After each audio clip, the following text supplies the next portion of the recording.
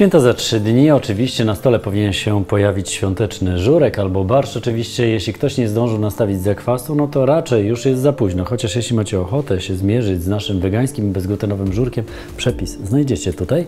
A dzisiaj mamy dla Was przepis na szybki, ekspresowy, bardzo łatwy, super, hiper barszcz biały, wegański i bezglutenowy. Ten biały barszczyk możecie nawet sobie zrobić w sobotę przez niecałą godzinę. Przygotowaliśmy sobie wcześniej ziemniaki, czy je umyliśmy, obraliśmy, teraz trzeba je pokroić w kostkę. Tutaj mamy wodę, którą wstawiamy, żeby się zagotowała i dodajemy do niej liście laurowe i ziele angielskie. Ziemniaki wrzucamy do wody i gotujemy aż do miękkości.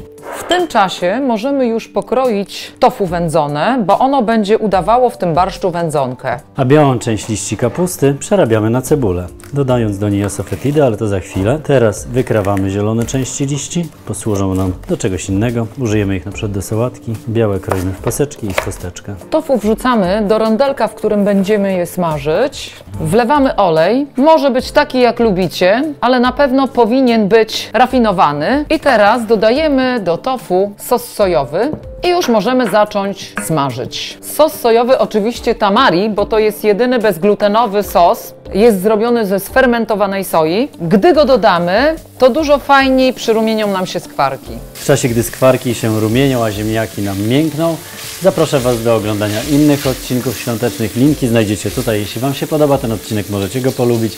Jeśli nie subskrybowaliście jeszcze naszego kanału, zróbcie to, jeśli macie na to ochotę, a wtedy, jeśli naciśniecie ten dzwoneczek, nie ominie Was nic z tego, co dzieje się w naszej kuchni. Można odcinki komentować na YouTubie, na blogu ateliersmaku.pl, a także korzystać z angielskiej wersji, jeśli ktoś ma taką ochotę.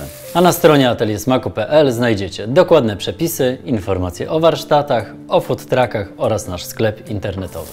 Łyczek kawy i możemy gotować dalej.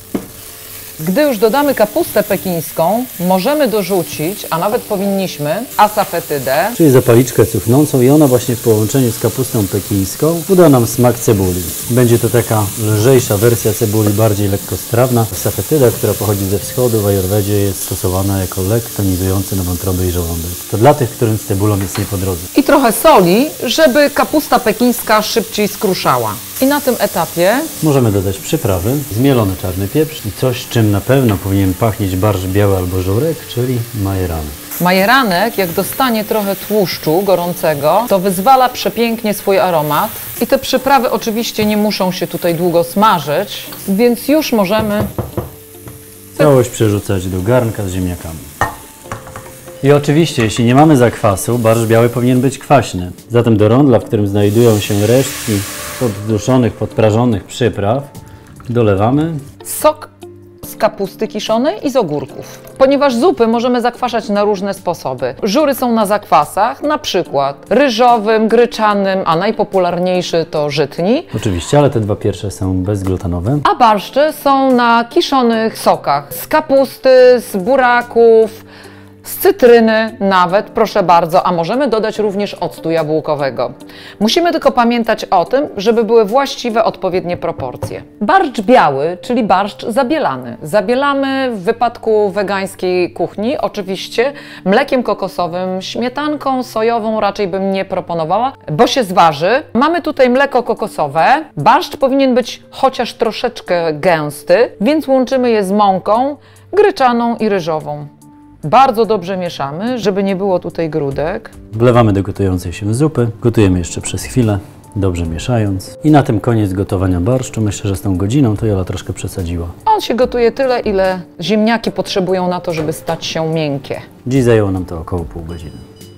Jak widzicie, zupy wyszło dużo, także będzie do podgrzewania przez całe święta. A więc smacznego i na zdrowie. Oraz spokojnych i radosnych świąt.